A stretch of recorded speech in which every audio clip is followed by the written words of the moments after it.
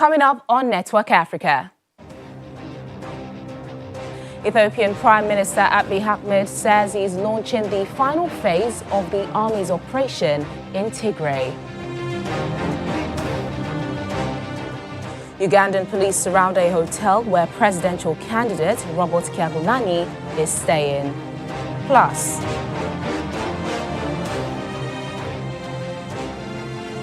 Sudan's former Prime Minister Sadiq al-Mahdi dies from coronavirus 3 weeks after being hospitalized in the United Arab Emirates.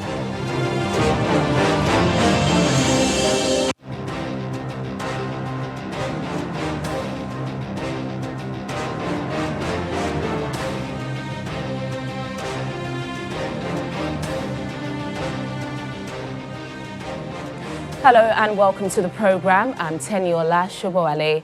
We begin today in Ethiopia, where Prime Minister Abiy Ahmed says he's launching the final phase of the army's operation in Tigray with an attack on the regional capital, Mekele. He says the military would try not to harm civilians, but he urged people in the city to stay at home. This comes after a deadline he gave for Tigray fighters to surrender passed on Wednesday. The TPLF party, which controls Mekele, has vowed to keep fighting. Hundreds of people have reportedly been killed and thousands have been forced from their homes as Ethiopian forces have seized various towns in Tigray from the TPLF. Meanwhile, the head of Ethiopia's state-appointed Human Rights Commission, Daniel Bekele, says it was unimaginable tragedy to learn of reports of mass killing of around 600 civilians in the town of Maikadra. An investigation by the commission said on Wednesday that a Tigrayan youth group stabbed, strangled to death an estimated 600 civilians with the collusion of local security forces in Maikadra, northern Ethiopia. It said the November 9 attack, first reported by rights group Amnesty International, was aimed at residents of non-Tigrayan origin.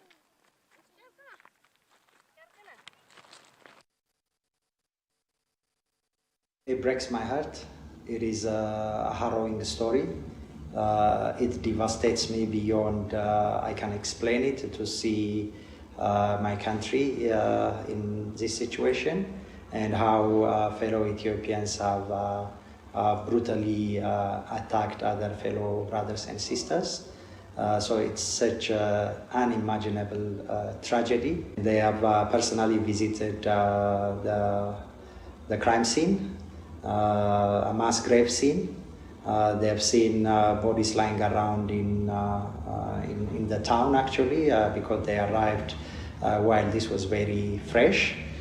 So we've been able to get detailed accounts of what has transpired in Maikadra directly from the victims and their families. In East Africa, police in Uganda on Wednesday night surrounded a hotel where presidential candidate Robert Kyagulanyi, also known as Bobi Wine, and his campaign team stayed in Hoima town west of the country.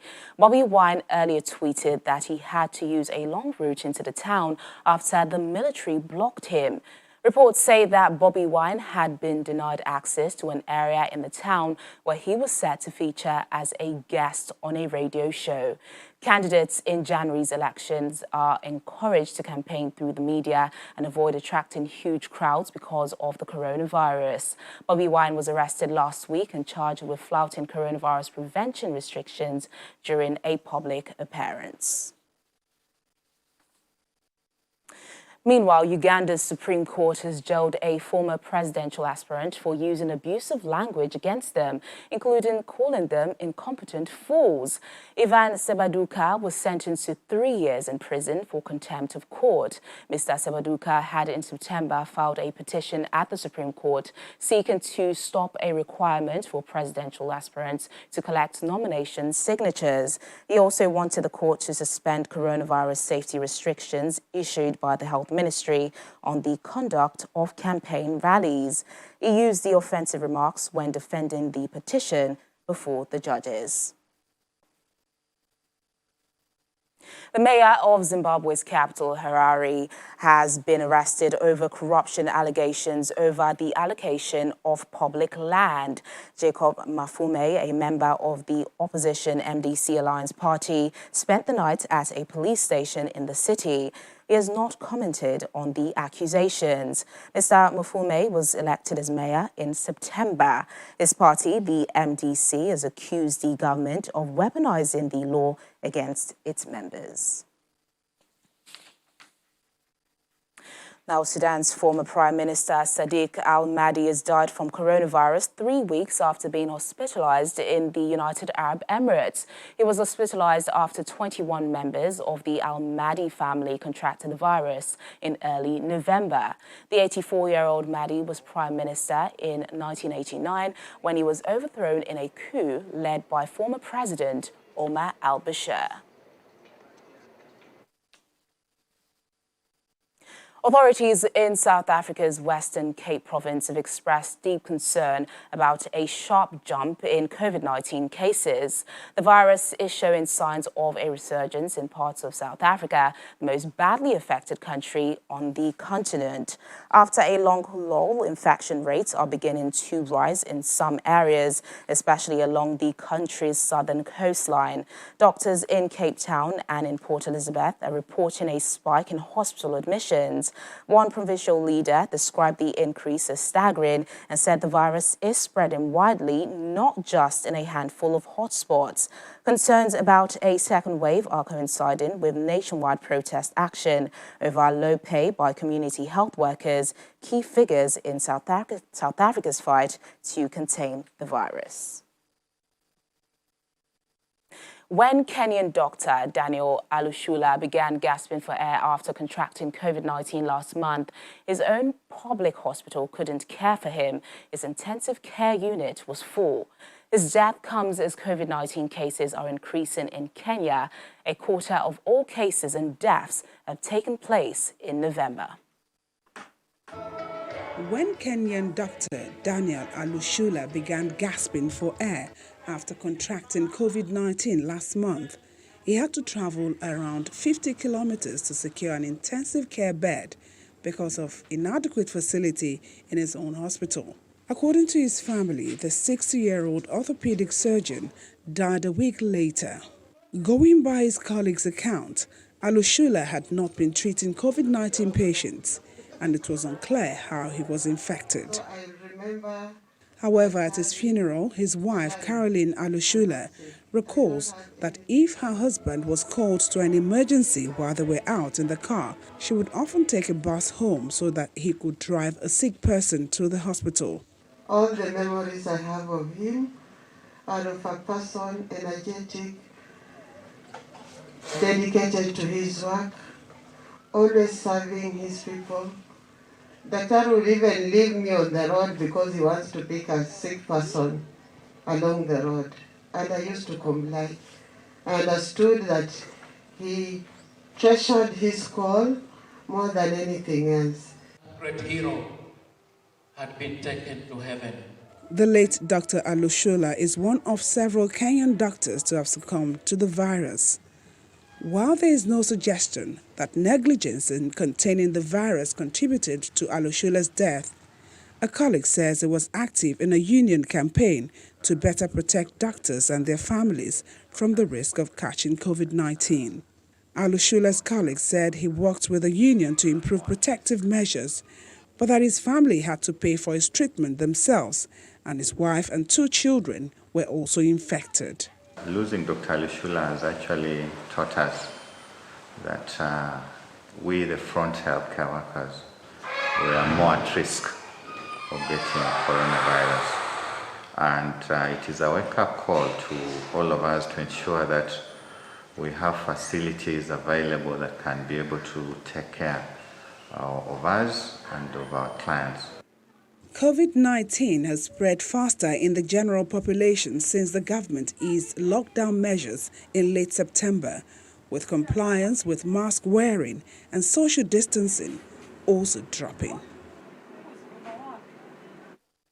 The United Nations Development Programme, UNDP's 17th Sustainable Development Goal, is developed to transform global economies with special focus on developing nations. It examines how nations can get out of poverty, sustain good health and well-being, affordable and clean energy, and tackle problems of inequality, amongst others. Beyond talking about these development goals, the UNDP and Channels Television are collaborating on how best these genuine imperatives for growth can happen in developing economies. In this next report, experts examine the economic environment and how private sector investment can be properly harnessed. Our correspondent, Laddie Williams, reports. On Twitter, during this conversation, we'll be taking... It's not one of those regular talk shows. This particular UNDP Channel TV collaboration is to see how best developing economies can make the UNDP Sustainable Development Goals happen. SDGs talk about leaving no one behind. So Mr. Amarakun Bandra is a senior economic advisor to the UNDP. He spells out exactly why the UNDP is concerned about bridging the gap in the economies of developing nations. One of the key criteria for UN to achieve the SDGs by 2030 is to focus on those furthest behind. So in that sense, the idea of having the natives involved in the whole process, whether it is the national level or even at the state or even at the village community level, we need to focus on those as well, because the gap is because of those gaps within those communities, the people in the rural areas, people in the furthest areas. So in that sense, it is the critical thing that we need to focus. Deputy Director, Macroeconomic Analysis for Ministry of Finance, Kenneth Kujeli, said the federal government is committed to promoting the SDGs along with its own development plans. Government has a policy. And within that policy, there are rules. And it's expected that whenever anyone is able to provide the requirements that that condition requires, government would allow such a person to benefit. Another panelist and Vice Chair, Impact Investment Foundation, Mr. Innocent Chukwuma, argues that the issues go beyond providing the enabling environment, but as he put it, unless practical steps are taken to achieve the listed goals, the country will continue to go round in circles. As Chinua Achebe said in his famous novel, No Longer Artist, it doesn't matter how fast you go, so long as you're headed in the wrong direction, you're bound to come back to ground zero and start retracing your step. What other incentives, what other deliberate steps have Nigeria taken to drive education, to drive healthcare, to drive affordable housing, and all these SDGs that we read about? You find out it's minimal. Not minding the challenges, experts still believe the private sector is key in this partnership, but we must first retrace our steps. We need the private sector. So in Lagos, we embrace the private sector, and I think it shows. I think it's one of the reasons why Lagos has been able to progress dramatically, way beyond what even the government can do.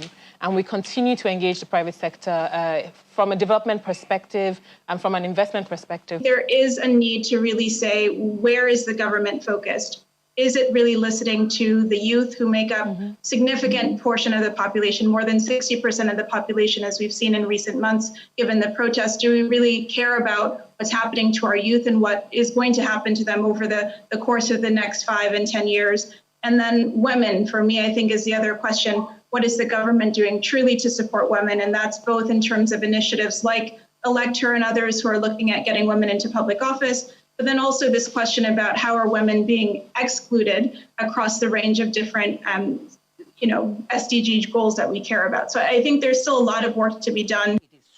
To keep this going, there will be need for constant collaboration among the UNDP, the private sector, and the government. And this is already being practicalized with today's interaction on how best to make the Sustainable Development Goals work. Laddie Williams reporting for Channels Television. Still to come on the program.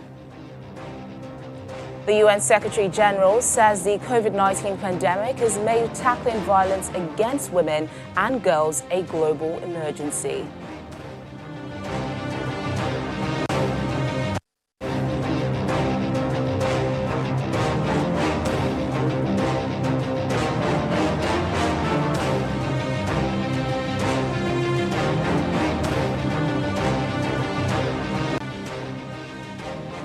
Thanks for staying with us on the program. In commemoration of the International Day of Eliminating Violence Against Women, UN Secretary-General Antonio Guterres says that the COVID-19 crisis has further exposed violence against women and girls as a global emergency requiring urgent action. This year's theme for the International Day is Orange the World, Fund, Respond, Prevent, Collect. As in previous years, this year's International Day will mark the launch of 16 days of activism that will conclude on December the 10th, which is International Human Rights Day. The COVID-19 crisis has further exposed violence against women and girls as a global emergency requiring urgent action. Rates of violence, in particular domestic violence, have dramatically escalated around the world. It is clear that the pandemic has exacerbated risk factors and laid bare the shortcomings of previous efforts to prevent and respond to this shocking emergency. Millions of women are pushed further into poverty by the COVID-19 crisis, and all forms of violence against them are rising. In this context, the global community must continue to build on the momentum we have created to prioritize the voices, experiences, and needs of women and girls. We must take into account the needs of women who experience violence, particularly those who face multiple and intersecting forms of violence and discrimination. This means emerging from this crisis with women's leadership front and center in constructing the solutions we need. We have already made much progress in highlighting violence against women and girls as one of the most pressing issues of our time. But we must go further, much further. Violence against women and girls is a horrible and widespread affront to their human rights and a blight on all our societies.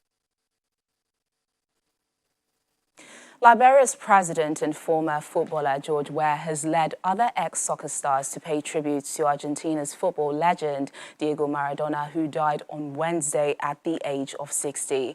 President Weah described Maradona as a legend and icon whose extraordinary story inspired millions. Former Cameroon star Roger Milla said he only shed a tear because for Diego, you don't need to cry your eyes out. A tear says it all. Former Nigerian captain and coach Sunday Olise, who marked Maradona in what turned out to be the Argentines' last game for his country in the 1994 World Cup, also said he was shocked by the news. Former Arsenal striker Nwankwo Kanu also tweeted that Maradona's memory will live on forever. Our sports correspondent, Cecilia Omorogbe, joins us now to discuss more about the life of Diego Maradona. Cecilia, what kind of player was Maradona? I mean, words, when you're trying to search for adjective to actually describe him, he's difficult because he transcends anything. I mean, modern sports across board. We've seen tributes pouring out from presidents across the world, you know, other sports stars, even Rafael Nadal and so many other sports stars talking about, you know, what Maradona meant to all of them. I mean, it's the kind of footballer where when you don't have him in your team, it's like something is missing. It's like a magician, you know, when he's with the ball, you know, the way the way he holds the ball on his feet. I mean, it's just that like there's just this magnet between him and the football. So it's wonderful to really see him play. I mean, most people talk about the Mexico '86. I mean, going into that World Cup, the attention was the likes of Michel Platini and some other top stars at that time. But at the end of the day, it was Diego Maradona who, you know, stole the word in the sense that the kind of goal he scored against England, of course, weaving through 6 defenders, and then the popular one, which is the hand of God that everyone has been talking about. So those iconic moments, it's something that lives on forever in the minds of so many people. I mean, in Naples, for instance, and before he went to Napoli, Napoli wasn't a club that was on the limelight at that time. It wasn't, they were not too big. They've not even won anything. But he came to that country, that particular club, and he won 2 titles for them. After that 2 trophies, they haven't won anything since that time. And that's why what's happening right now in Naples, I mean, from yesterday till this morning, the whole city is filled up with, you could see iconic banners of Diego Maradona, you know, to the extent most of the residents are even saying that they lost a child. You know, that's the pain they actually experience. Some of the mothers were saying that is as painful as when you're giving birth to a child. So Maradona was someone who, I mean across board, that everyone has been talking about his contribution to football, his love for the game, his discipline when it comes to football. We're not going to dwell on it. off the pitch, you know, incidents and all that. So he was just someone you feel was going to live forever. So that's why when he died, you know, when we got the news yesterday, it was like a rude shock to everyone. And that's why, of course, the country has declared that, okay, 3 days mourning for him. I mean, that hardly happened in a country like Argentina.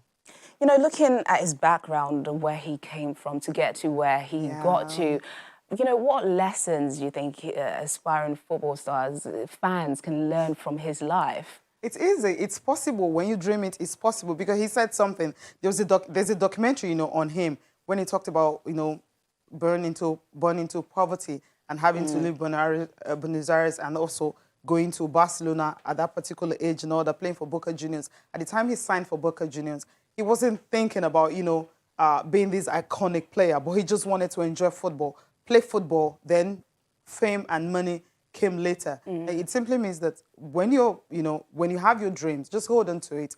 Definitely it happens. But the focus should be, whatever you're doing, you pay attention to it and make sure you just get the best, make the most and make the best out of it, because somehow you never know who is watching and you never know when success will come. And when it comes, be ready to really embrace it. I think the aspect they can really learn is the fact that as a footballer, you can play a very, very crucial role in the sense that when you're not there, something is missing. I mean, someone could say, if Maradona was here, we could have won this. At the 1994 World Cup, when he played against Nigeria, you know, he was sent off. You know, that was actually his last, you know, international game in order for Argentina. But that particular tournament, everyone was saying that if Maradona was still around, just maybe Argentina could have won the World Cup. But because he left, they're thinking that's the reason, you know, they lost, because something was missing. I listened to Batistuta talking about Maradona, his influence in the team and all that, how they felt when he was sent home, of course, because of, you know, he failed drug tests and all that. So it's someone that is so important, a crucial part of a game, that you just want to have him around all the time because of his contribution, because of what he's going to bring to the table. And Cecilia, just lastly, do you think we'll ever get another Maradona? Oh, no. I mean, when Messi, you know, burst into the limelight, everyone was already comparing. I mean, till date, it's still being compared to Diego Maradona. But if you check Lionel Messi and you check Diego Maradona, Messi is 33 or 34 plus now. He hasn't won the World Cup. And Maradona single-handedly handed Argentina the Mexico 86 World Cup trophy. So I think it's difficult to really say you can find someone. But you never know. Maybe there's some kid out there. But I think Lionel Messi is someone who actually came into the limelight. And like people usually say, okay, this is the way Diego Maradona played and this is the way Lionel Messi is playing. Maradona, of course, the first time he came to Europe was at Barcelona, and that's where Messi started his career. That's where he is. Maybe that's where he's going to end his career too. Maradona definitely left his mark on the world. Definitely. Yeah, may his soul rest in peace. Amen. And that's the program today. Thank you so much for watching. I'm Teniola Shoboale.